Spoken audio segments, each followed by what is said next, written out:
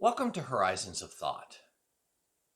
Today I'm going to talk to you about the value of friendships. And I'm going to give you a specific example from my youth. When I was a young man, I grew up in Nova Scotia. It is a poor province in Canada on the far east coast, a rocky outcropping that's connected to the mainland only by a couple of kilometers of land, what the French call a presqu'île, or an almost island area. It's very culturally isolated from much of North America as a result, as befits a place that's kind of in the middle of nowhere. It's incredibly beautiful, and I highly recommend that anybody get a chance to visit should we ever be allowed to travel again. And I was, in many ways, quite naive, even at the end of my master's degree.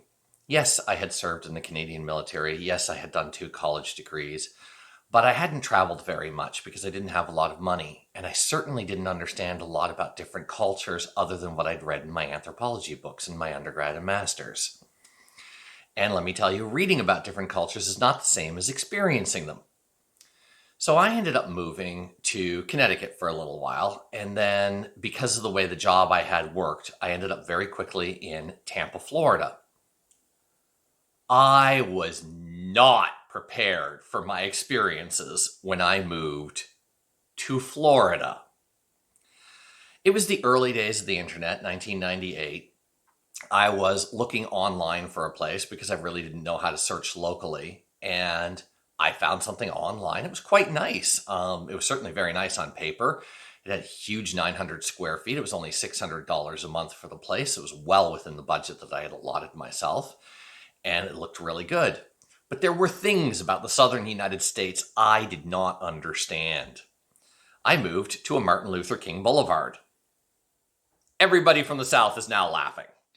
The rest of you are like, huh? So let me explain.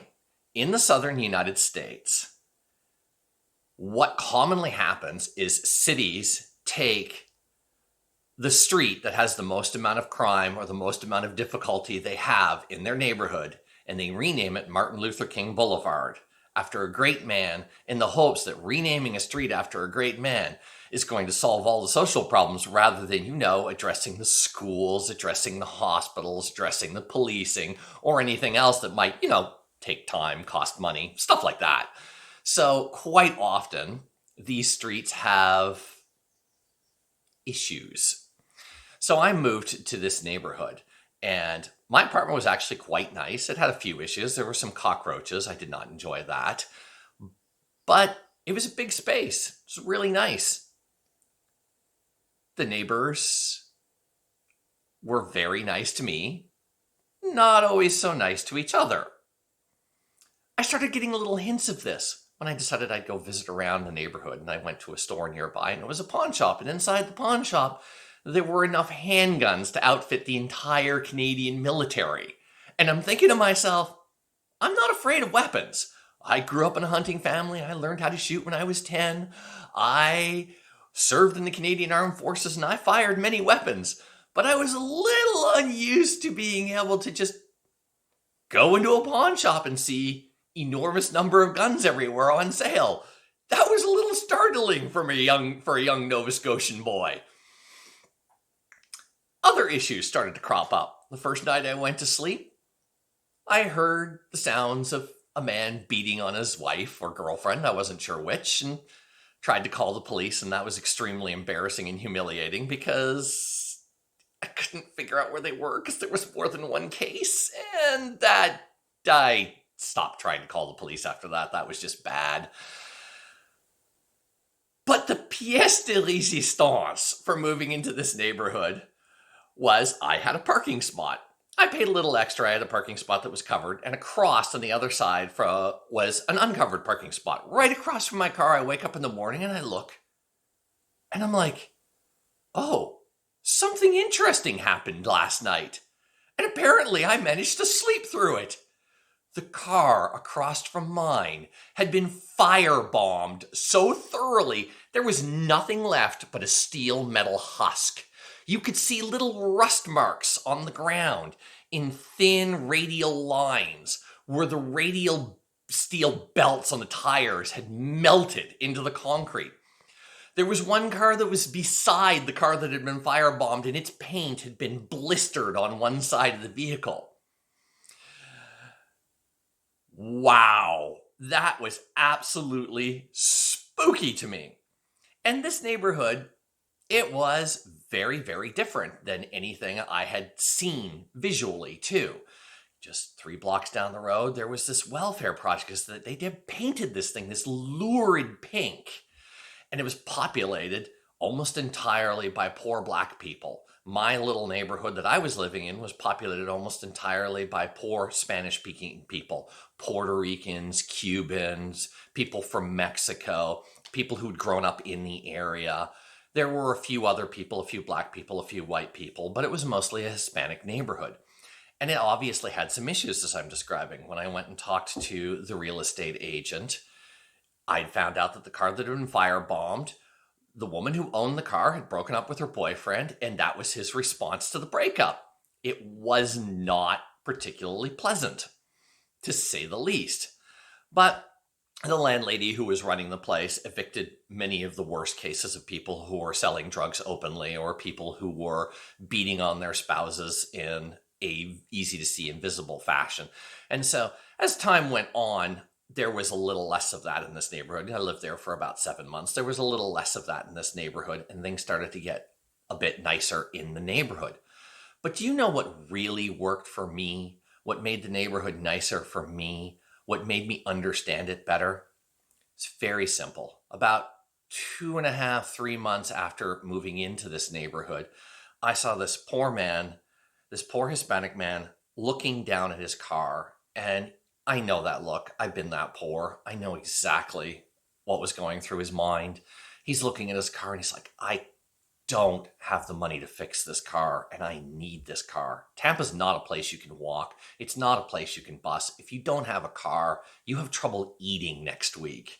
And I saw that look on his face and I just walked up and I said, can I help? And he sort of looks at me like, and I'm like,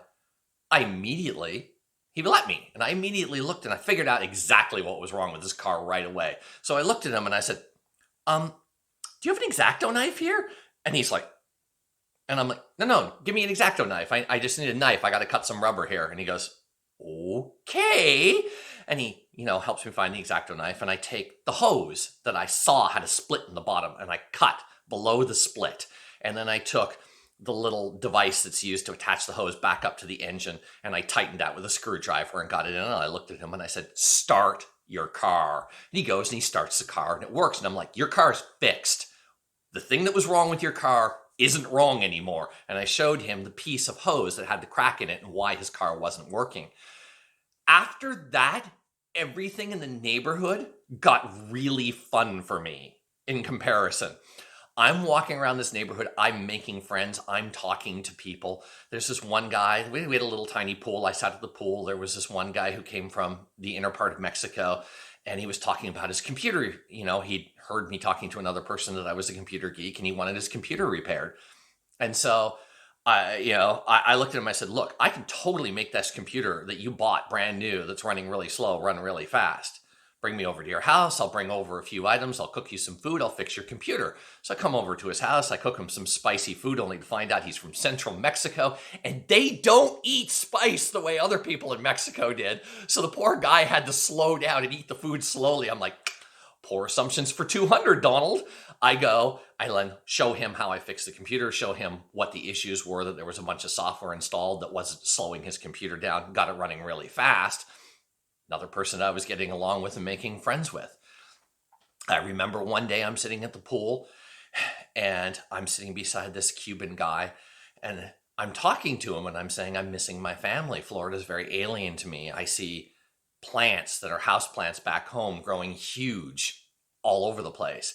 I hear sounds that I'm only used to hearing at night. These in the daytime, I'm only used to hearing because it's very hot in the day, the cicadas, and I'm hearing them in the middle of the night even. And I'm really finding the place quite alien in all these subtle little ways. And I missed my family. And he starts telling me about what it's like to be Cuban, what it's like to be in the middle of this Cold War that's going on between the United States and Cuba, where he got away from his difficult environment and he couldn't go back home. He showed me these phone cards that cost stupid amounts of money that he could barely afford because that was all you could do back then if you wanted to talk to your family. It was really heartbreaking to see and hear the stories of Cubans and what they went through just to have a better life and what they had to give up. I would meet Puerto Ricans who would also miss home. They could go back home, but home was very poor and they moved to new places. They didn't necessarily have great education, so it was hard for them to go home as often. They were more like in my situation, but with even less income than I had as a new person starting out working in a foreign country. And they would tell me stories about Puerto Rican Christmas, where you go and do Christmas caroling and go house to house until you finally stop at the rich person's house who would host everybody and give people lots of food. And they would become this big party that was really fun. And I remember listening to these stories and thinking, wow, that's amazing. It's so different than the way caroling is done back home. And frankly, it sounds like it's a lot more fun. And as I moved around the country, I ran into all sorts of different people. I met this poor white guy who lived in a little tiny house. It just looked like a cinder block, like a giant cinder block. It was this tiny concrete thing. It didn't have air conditioning. It didn't have much. And his favorite hobby was collecting guns. And he had all sorts of rifles and guns and shotguns and things secreted around his house. And he'd go to the gun range and shoot these things. And he'd play paintball. And his wife was a social worker who tried to take care of poor people in the area. I remember when I moved out of this town in Tampa and moved to a little town in Lakeland. At that point, I started meeting a lot of ex-cons because they were really good at playing chess. And I would hear the stories of why people ended up in jail. People of every race, every background imaginable who'd gone to jail, usually for small things, and found that they were a lot smarter than they ever thought they were. It was a really common experience to realize that actually I know how to do things better than I did before. They'd learn how to play chess with each other. They'd learn something in school. They'd learn something about their lives. And many of the people I met weren't going to be doing crimes anymore because they'd found a way to eke out a living that was a little bit better than it used to be.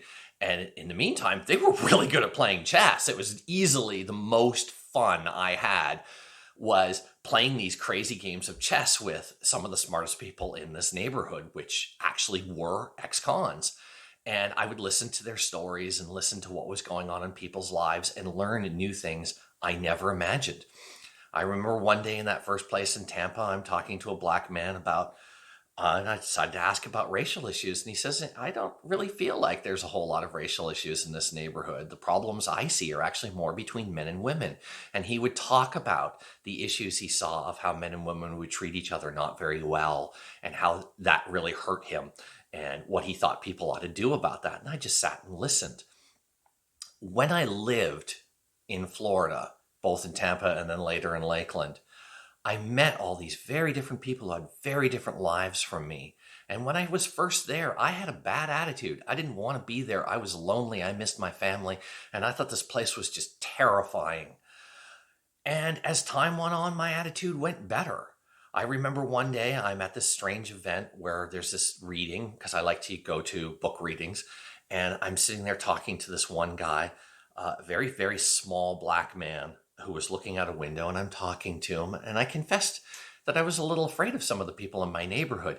He pulls up his pant leg and he's got a bullet hole in his leg. I mean, it's all healed over and it's got a scar, but he's got a little bullet hole in his leg. And he says, "Oh, I understand why you're afraid of people in your neighborhood," he says to me. "I completely understand that. I'm afraid of people in my neighborhood too. You grew up in Canada. We heard about your place. You don't have a lot of people shooting each other very often. Around here, it happens a little bit more." And we started talking about what that was like. And he said, I was really glad, actually. He said that a lot of the gangsters and criminals in my neighborhood were poor enough that they couldn't afford large caliber weapons, he said. Because what happens with these smaller caliber weapons is often you survive if you got shot. And I was that example. But he said, I have to tell you, when I was in the hospital, I was really angry. At one point, a cop asks me about my experience, and I start telling him about how I was shot. And I said, when I get out of the hospital, I want to go find the guy and shoot him myself. And the cop said, you need to stay in the hospital a little bit longer and calm down before you get out of the hospital. Once you're calm a bit, maybe you might want to go back into the neighborhood, but not until then. Otherwise, you might want to consider moving. These stories were incredible to me. These incredible stories of very different lives that people were living compared to anything that I had seen or understood before. And what it taught me was everybody's experiences are very different. Nobody is their race. Nobody is their gender. Nobody is their age. Nobody is their economic background by itself. Everybody has their own stories. They have their own personal experiences. They have the things that they know and understand themselves. Just listen to people tell their stories. Not so easy for a loudmouth like me, but when I was there, I really started to get into it. I really started to listen. And if I had to do it over again, I would have had a better attitude at the beginning, because by the end of my time living in Florida, just 13 months later, I had really changed my views on what it was like to live in a very different place, surrounded by people that I wasn't used to. I realized in many ways they're not so different from me. They just had different experiences and backgrounds. I could listen to their stories, they could listen to mine. I could be kind to them, and I could receive kindness from them.